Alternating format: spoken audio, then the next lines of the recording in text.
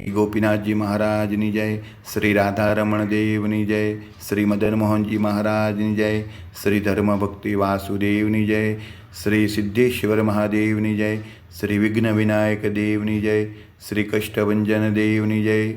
વડતાલ ગાદીને શોભાવતા પરમ પૂજ્ય ધર્મ ધુરંધર 1008 વિદ્યમાન આચાર્ય સનાતન આચાર્ય મહાસમર્થ આચાર્ય ગુરુ શ્રી અજેન્દ્ર પ્રસાદજી મહારાજની જય. પરમ પૂજ્ય ધર્મ ધુરંધર 108 ભાવિ આચાર્ય શ્રી નુગેન્દ્ર પ્રસાદજી મહારાજની જય.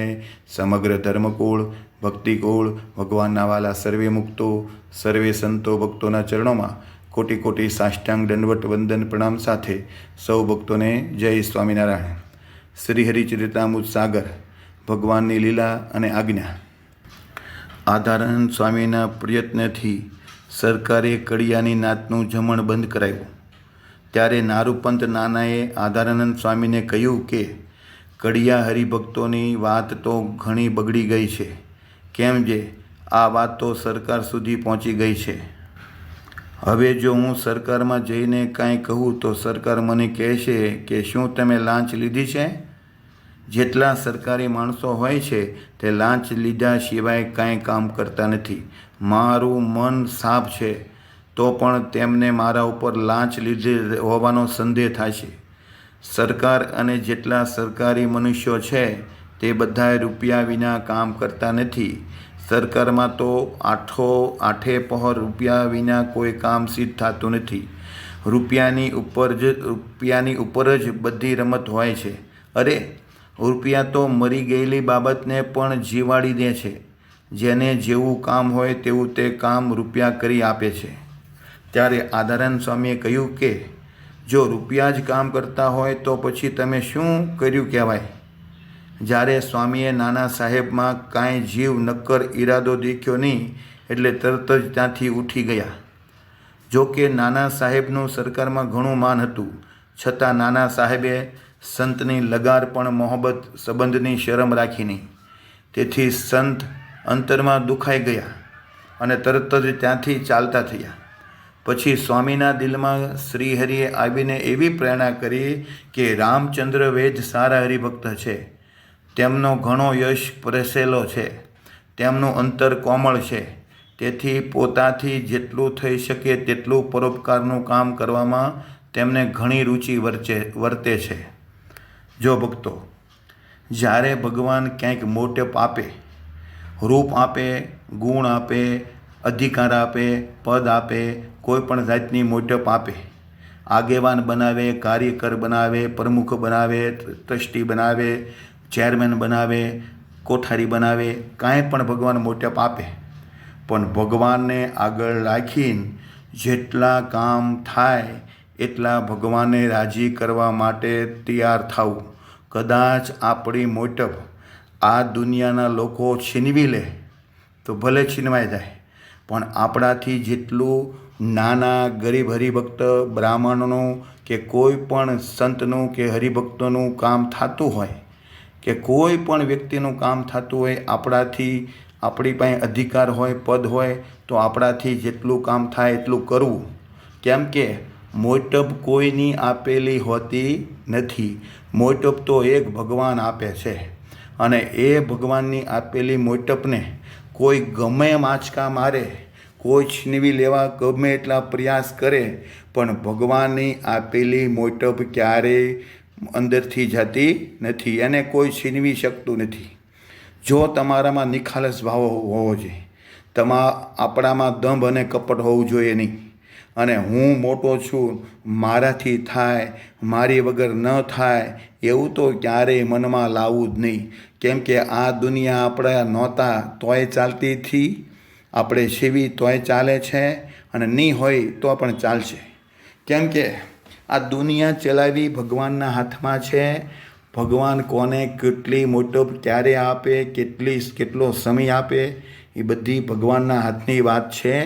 એ કોઈ માણસની કે કોઈ વ્યક્તિની હાથની વાત નથી. કેવળ પૂર્ણ પુરુષોત્તમ નારાયણના હાથની વાત છે. કર્મફળ પ્રદાતા એક ભગવાન છે, બીજું કોઈ નથી. માટે ક્યારેય આપણે આ કામ કરશું તો મારી મોટપ વહી જશે, એવો તો સંકલ્પય ન કરો. અને કદાચ વહી જાય તો મારા ધણી, મારો નાથ, મારો પતિ, મારો પરમેશ્વર, મારો નાથ, મારા ભગવાનની ઈચ્છા તો કાંઈ નહીં, ભલે વહી ગઈ. દુઃખમાં પણ પ્રસાદ માનું, સુખમાં પણ પ્રસાદ માનું. દુઃખમાંય રાજી રહેવું, સુખમાંય રાજી રહેવું. સુખ આપે તોય પ્રસાદ અને દુઃખ આપે તોય પ્રસાદ. એમ માની જેટલા કામ આપણાથી થાય એટલા સારા કરી લેવા. ભગવાન કુરાજી થાય, ગુરુ કુરાજી થાય, બ્રાહ્મણ કુરાજી થાય, કોઈ ભગવાનના વાલા દેવી દેવતાઓ કુરાજી થાય, માતા પિતા કુરાજી થાય, એવા કોઈ કામ કરવા નહીં. જો આ બધાને રાજી કરતાં કરતાં કામ કરશું તો કોઈના બાપની તાકાત નથી આપણો વાળ વાંકો કરી શકે, આપણી મોટપને કોઈ ઉતારી શકે. જેને રામ રાખે એને કોઈ ન ચાખી શકે.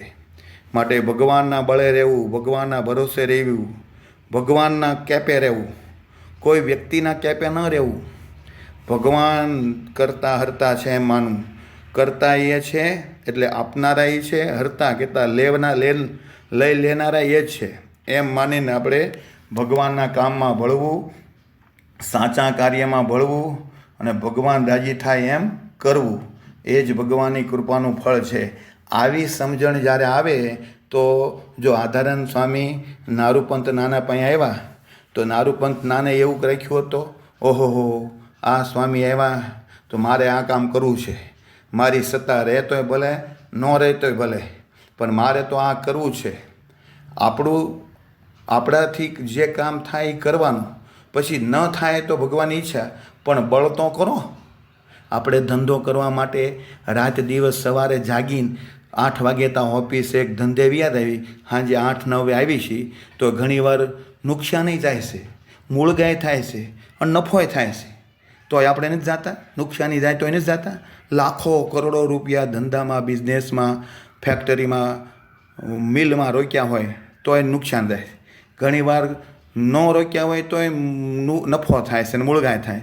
ઘણીવાર તો કોકના વ્યાજે રૂપિયા લઈને રોક્યા હોય તો લાખો રૂપિયા નફા થાય. એ નફો આપનારું કોણ છે એ તો જુઓ. ભગવાન નફો આપે, ભગવાન સુખ આપે એ જ માનું. ભગવાન કોઈ દી દુઃખ આપતા નથી, ભગવાન કોઈ દી નુકસાન કરાવતા નથી. હા, ભગવાન દુઃખ આપે, નુકસાન આપે એ આપણી ધીરજ જોવા માટે આપે. ઘણીવાર આપણા એવા અશુભ કર્મ હોય એને લીધે નુકસાન આવે. ઘણીવાર આપણે ભગવાનની આજ્ઞા લોપ્યા હોય એટલે એને લીધે નુકસાન આવે. ઘણીવાર ભગવાન ધીરજ જોવા માટે દુઃખ આપતા હોય. તો એનો મતલબ એમ નથી કે આપણે આ જ કામ કરવું ને આ ન કરવું. રાત દિવસ એક જ ધ્યેય રાખો, હું જે કાંઈ કરું છું એ બધું ભગવાનને રાજી કરવા માટે, ભગવાનની પ્રસન્નતા કરવા માટે, ભગવાનના વાલા સંતો ભક્તો, આચાર્ય મહારાજ, ભગવાન કેમ રાજી થાય એ જ મારે કામ કરવું છે. એ સિવાય મારે કોઈ કામ કરવું નથી. એમ માનીને તમે નાનામાં નાના હરિભક્તની સેવા કરશો, એને રાજી કરશો. મોટા હશો એની સેવા કરશો, એને રાજી કરશો. સંતોને રાજી કરશો, સંતોની સેવા કરશો. આચાર્ય મહારાજને રાજી કરશું, એની સેવા કરશું. સમગ્ર ધર્મકુળને રાજી કરશું, સમગ્ર ધર્મકુળની સેવા કરશું. ભગવાનના વાલા દેવો દેવીઓને રાજી કરશું, એની સેવા કરશું. તો ભગવાન ચોક્કસ રાજી થશે ને થશે. પછી તમારી મોટપ, તમારું પદ કોઈ છીનવી શકશે નહીં, તમારો અધિકાર પણ કોઈ છીનવી શકશે નહીં. માટે ભગવાન જેમ રાજી થાય એમ ન્યાય, નીતિ અને ધર્મમાં રહીને આપણે કાર્ય રોજ નિત્ય દી ઉગે ને આથમે ત્યાં સુધી રાત દિવસ 24 કલાક એ જ કાર્ય કરતા રહેવું. બીજું કાંઈ કોઈનું અહિત થાય, કોઈનું ખરાબ થાય, કોઈ દુઃખી થાય, કોઈ પરેશાન થાય, કોઈ હેરાન થાય એવો સંકલ્પ પણ કરવો નહીં. મન, કર્મ, વચને કોઈ દી કોઈનું ભૂંડું ઈચ્છવું નહીં. ધર્મમાં રહીને, ધર્મની સાથે રહીને કામ કરવું, પણ અધર્મ હોય એમાં ભળવું નહીં. અધર્મની સામે લડવું પડે તો લડી લેવાનું, બાકી અધર્મના કામમાં ભળવું નહીં.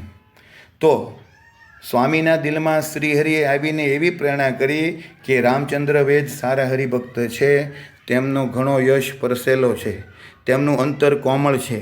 તેથી પોતાથી જેટલું થઈ શકે તેટલું પરોપકારનું કામ કરવામાં તેમણે ઘણી રુચિ વર્તે છે.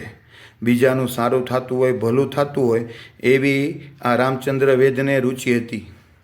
તેઓ તેમનાથી થઈ શકે તેટલો ઉપકાર માનતા ઘણા પ્રેમથી કરે છે. વળી પરોપકાર કરનારા સાથે ઉત્સાહથી મોહબ્બત રાખે છે. આવા રામચંદ્ર વૈદ્યના ગુણ જાણીને આધારાનંદ સ્વામી તેમને ઘેર જવા ચાલ્યા. આધારાનંદ સ્વામીની સાથે રહેલા ઈશ્વરભાઈ તો ના કહેતા હતા કે સ્વામી, શા માટે આપ આ રીતે ભટકો છો? ત્યારે મુનિએ ઈશ્વરભાઈ પ્રત્યે કહ્યું કે આપણે હવે એક રામચંદ્ર વૈદ્યને ઘેર જઈ આવીએ, ત્યાં જઈને પછી પાછા ફરશું. હરિભક્તનું દુઃખ દેખીને મારા દિલમાં અતિ દુઃખ થાય છે. આપણે પોતે ઘણું દુઃખ સહન કરીને પણ જેટલું આપણાથી થઈ શકે તેટલી તેમને મદદ કરવી જોઈએ. જો આ સાચા સાધુના લક્ષણ છે, સાચા સાધુના ગુણ છે.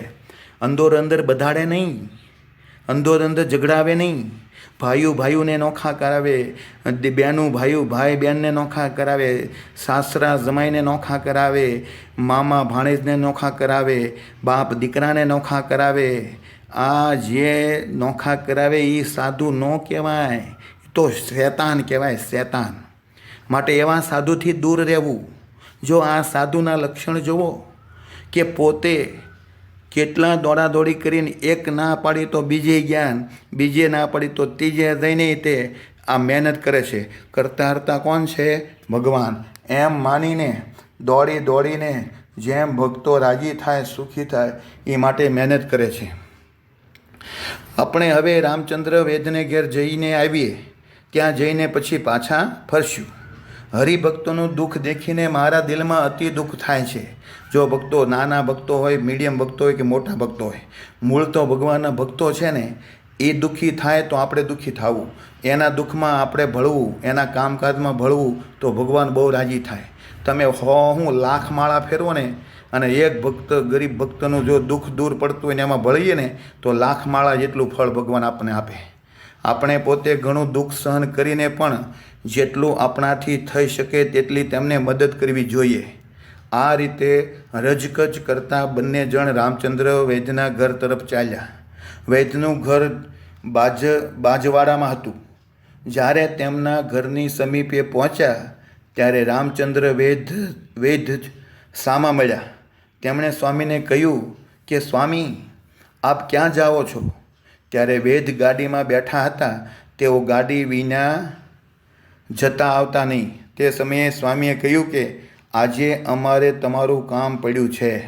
ત્યારે વૈદ્યે ગાડી પાછી વાળી અને ભવનના માળ ઉપર જઈને બેઠા. પછી વૈદ્યે સ્વામીને ઘણા ભાવથી હિંડોળા ઉપર બેસાડ્યા. પછી વૈદ્યે સ્વામીને કહ્યું કે આપ શા કામ માટે પધાર્યા છો? આપે તો અમારા ઘરને પવિત્ર કર્યું છે. આ ઘરે સદગુરુ શ્રી ગોપાળાનંદ સ્વામી મારા ઉપર ખૂબ કૃપા કરીને બહુ વાર પધાર્યા છે. ત્યારે આધારાનંદ સ્વામીએ કહ્યું કે કોઈ હરિભક્તને જ્યારે કાંઈક દુઃખ આવે અને તે તેનાથી કોઈ ઉપાય કરીને ટળે એવું ન હોય, તેવે વખતે બીજા હરિભક્ત તેની સહાય કરે છે. કોઈ એક હરિભક્તને જ્યારે દુઃખ આવે છે ત્યારે બીજા હરિભક્ત તેની અવશ્ય સહાય કરે છે. ખરા હરિભક્તોની એવી રીત હોય છે કે હરિભક્તના દુઃખમાં પોતાથી જેટલી થઈ શકે તેટલી મદદ વગર કહીએ સામેથી કરવી જોઈએ. જો પોતાનું ચાલી શકે તેમ ન જ હોય તો પ્રાર્થનારૂપી શુભ સંકલ્પ કરવા. એમ કોઈ પણ રીતે હરિભક્તના દુઃખને ટાળે છે તે જ હરિભક્ત સાચો છે. જ્યારે ભગવાન શ્રી હરિ ભક્તને સહાય કર્યાની તે વાત સાંભળે છે ત્યારે તેના ઉપર ઘણું ભગવાન રાજી થાય છે. હરિભક્તને તો મારે શ્રી હરિને રાજી કરવા છે, આવું જ રાત દિવસ સ્મરણ યાદ રહે છે. આપણા હરિભક્ત કડિયાના 4 ઘર છે. તેને નાત બહાર રાખીને આવતીકાલે તેમની નાત નિશ્ચિત જમશે, એમાં કાંઈ ખોટું નથી. મેં જઈને નારૂપંત નાનાને આ વાત સંભળાવી, પણ તેણે તે વાતમાં ક્યાંય ધ્યાન દીધું નહીં. ત્યારે હું તમારી પાસે આવ્યો છું. ત્યારે રામચંદ્ર વૈદ્ય બોલ્યા કે આપના દુઃખને દેખીને હવે મારાથી જે બની શકે તેનો હું વિચાર કરું છું. દીવાન જેમાં ભળેલા હોય એવી સરકારે પકડેલી વાતને છોડાવવી કઠણ છે, પણ શ્રીહરિ પોતે જ્યારે એ વાતને કરવા ધારે છે ત્યારે તો સરકાર પણ ફરી જાય. અને દીવાન પણ ફરી જાય. કેમ છે? શ્રીહરિના સમાન બીજો કોઈ સમર્થ કહેવાતો નથી. જે ભગવાન સૌનું કારણ છે તે ભગવાન તો આપને વંશ છે. ભગવાન તો ચિંતામણી અને કલ્પવૃક્ષ સમાન કહેવાય છે. તે ભગવાન તમારા અંતરમાં રહ્યા છે અને તેઓ જેમ ધારે તેમ થાય છે. ભગવાન સિવાય બીજા જે સમર્થ કહેવાતા હોય છે તે તો નિમિત્ત માત્ર જ હોય છે.